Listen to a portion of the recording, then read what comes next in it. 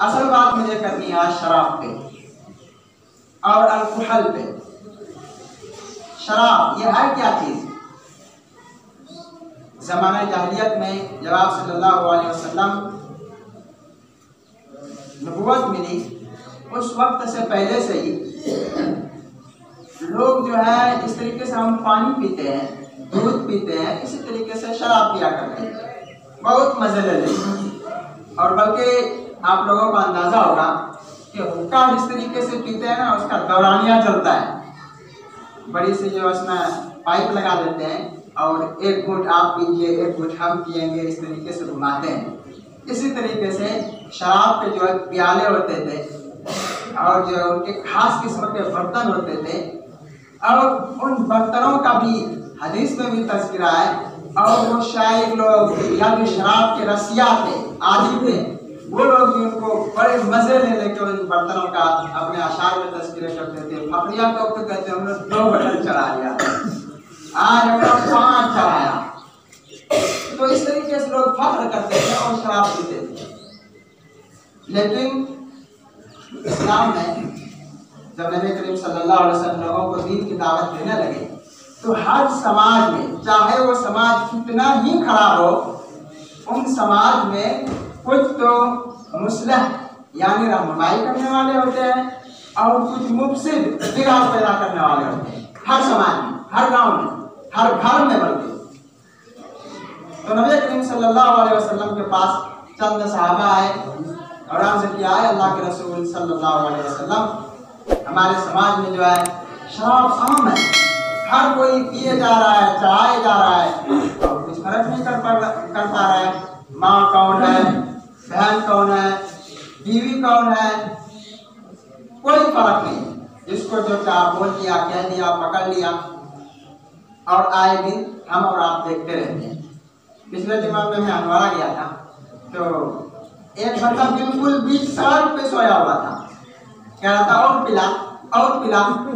सब लोग हंस रहे थे, क्या पिला? क्या वही बोतल पिला, बोतल पिला।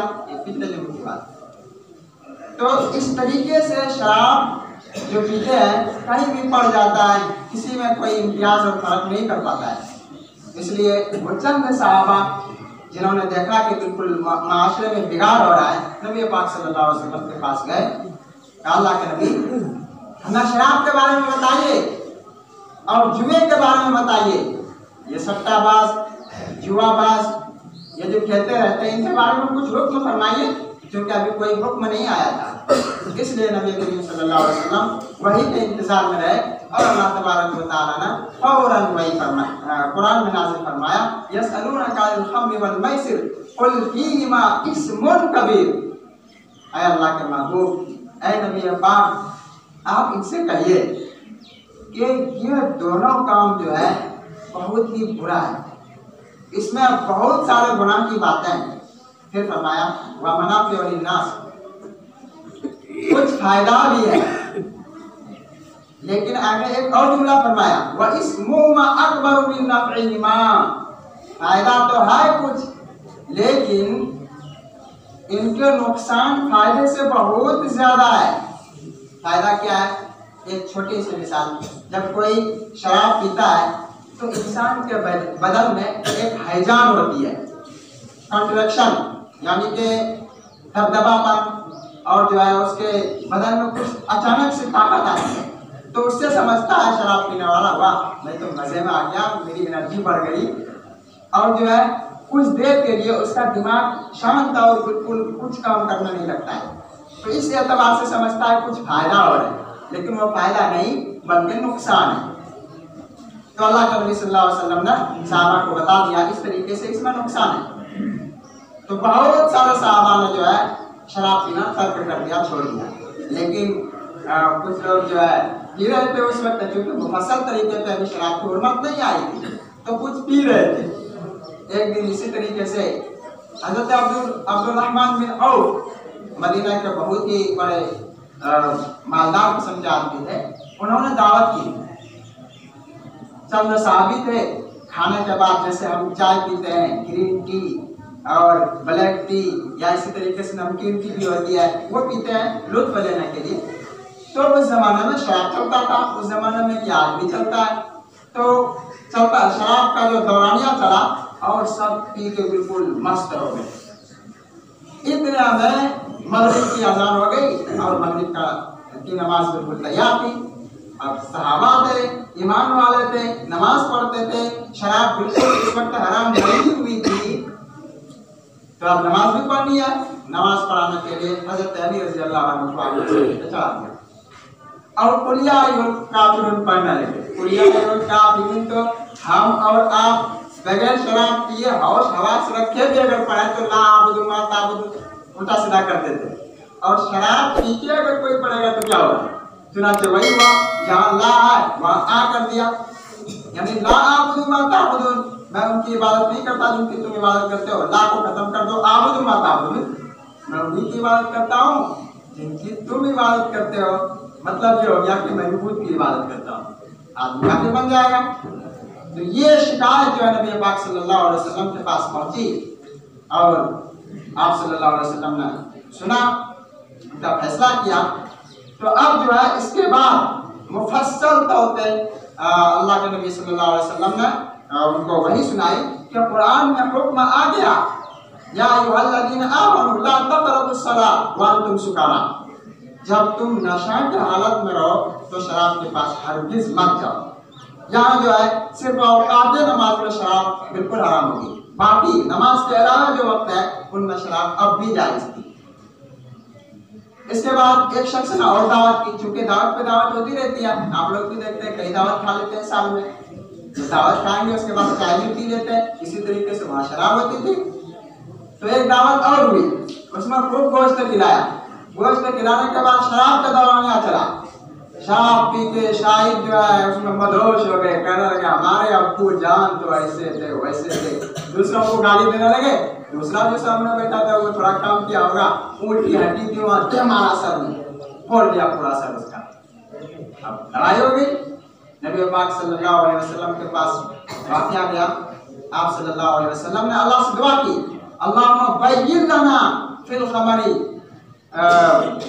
ऐ अल्लाह हमें शराब के बारे में मुफस्सल और बिल्कुल तहकीक शुदा कुछ बयान दीजिए, बताइए क्या करना है, हराम से करार देना है या इसको जायज रखना है। तो अल्लाह तबारक व तआला ने आयत नाज़िल की, इन्नमल खम्रु वल मैसिरु वल अंसाबु वल अज़लाम रिज्सुम मिन अमल शैतान, ये शराब, जुआ, बुतों का पूजा करना, ये तमाम चीजें जो है ये शैतान के अमल है, इनसे बचिए, इससे बचिए, लअल्लकुम तुफ्लिहून, ताकि तुम कामयाब हो जाओ। इस पर मैं 2-3 जुमला अर्ज करना चाहता हूँ। शराब की खराबी हम और आप सब जानते हैं, लेकिन अफसोस लॉकडाउन के बाद सबसे पहले शराब की दुकानें खुलती है और सबसे ज्यादा उसी की बिक्री होती है।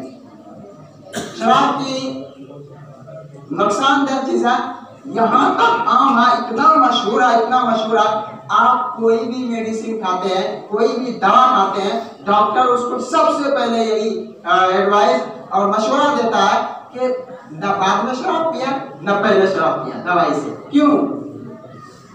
जब फायदा है तो पीजिए ना। इसलिए कि शराब अगर कोई पीता है तो लीवर को इतना काम करना पड़ता है, इंटेस्टाइन को इतना काम करना पड़ता है, बावल को इतना काम करना पड़ता है कि उसके जो बदन की एनर्जी है वो खत्म हो जाती है। आहिस्ता आहिस्ता यही शराब फैटी लीवर का सबब बनता है, यही शराब शुगर का सबब बनता है, यही शराब हाई ब्लड प्रेशर का सबब बनता है, और बेशुमार चीजें इनसे पैदा होती है। और सबसे बड़ी जो खराबी है शराब की और नशा आवर चीजें की, वो कैंसर है। सिगरेट के डिब्बे पे लिखा हुआ होता है सिगरेट में से जो है कैंसर का बाइस है, हालांकि उसमें कम नशा रहता है। तो इस तरीके से शराब की बेशुमार नुकसान है। तो अल्लाह तबारक व तआला फरमाते हैं फज्तनिबू, इससे बचो, लअल्लकुम तुफ्लिहून, ताकि तुम कामयाब हो जाओ। यहाँ तक बात है शराब की। अब शराब की ही एक किस्म अल्कोहल है जिसको आज हम और आप सब जानते हैं, चिप्स में अल्कोहल, पेस्ट्री में अल्कोहल, मिठाइयों में अल्कोहल, और इसके अलावा जितना भी खुश्क फ्रूट है जिसको बोलते हैं खुश्क फ्रूट, जो है जो जितना भी चीजें हैं उनको सेफ्ट करने के लिए और उनकी रिजर्वेशन करने के लिए अल्कोहल डालते हैं, उनकी हिफाजत करने के लिए। इसी तरीके से जो है वो खाते हैं हंगामा वगैरह, उनमें भी मिलाया जाता है। क्यों? एक तो उससे जायका बढ़ता है, दूसरी बात अल्कोहल जिसमें मिल जाता है उसकी मुद्दत बढ़ जाती है, यानी वो बहुत दिनों में खराब होता है। दवाइयों में भी मिलाया जाता है और किसी किसी डब्बे में लिख दिया जाता है खाली अल्कोहल, यानी कि ये चीज जो है अल्कोहल से खाली है। बात यहाँ तक ये बात जरूरी समझता हूँ कि बता दूं कि अल्कोहल की उलमा ने दो किस्में लिखी है। एक तो वो अल्कोहल है जो असली शराब से बनाया जाता है, तो इसका हुक्म भी वही होगा जो असली शराब का है। असली शराब किन किन चीजों से बनाई जाती है? मलक्का है, खजूर है, अंगूर है, इन चीजों से जो है असली शराब बनाई जाती है और ये नापाक भी है और ये हराम भी है। तो लिहाजा वो अल्कोहल जो मलक्का, खजूर, अंगूर इन चीजों से बने हो तो वो नापाक भी होगा, हराम भी होगा, उसका इस्तेमाल करना जायज नहीं होगा। इसका हुक्म वही है। दूसरी किस्म अल्कोहल की वो है जो पेट्रोल से बनाया जाता है, मुख्तलिफ किस्म की दवाइयों से बनाया जाता है, जड़ी बूटियों से बनाया जाता है और इसके अलावा बहुत सारी कल्लाजात से भी बनाया जाता है, जैसे गन्ना है, गेहूं है, इन चीजों से भी अल्कोहल को तैयार किया जाता है। तो ये जो दूसरी किस्म है अल्कोहल की, इसके बारे में उलमा का फतवा है कि बचा जाए, क्या किया जाए? बचा जाए, बचने की कोशिश की जाए। अगर कोई उपाय नहीं है, कोई दूसरा ऑप्शन नहीं है तो इसका इस्तेमाल करना जायज है।